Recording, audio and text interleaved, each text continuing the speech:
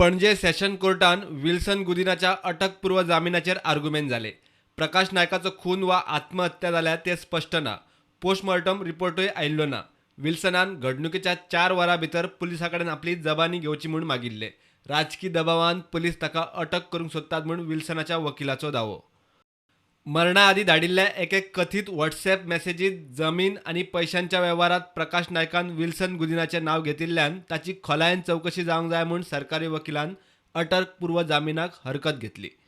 Wilson Godinho has filed anticipatory bail application under section 438 CRPC, for which according to us, means IO has filed a say, investigating officer has filed a say, for which he has not made any case for him to be anticipatory bail to be granted in this case, because 306 abatement to suicide is a very serious offence, which is a sessions tribal offence, for which his custodial interrogation is very important at this stage, since there is the WhatsApp message by the deceased himself few minutes before his death.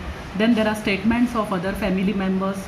So for this, the investigating officer has to investigate thoroughly that what was the reason for him to take such a drastic step.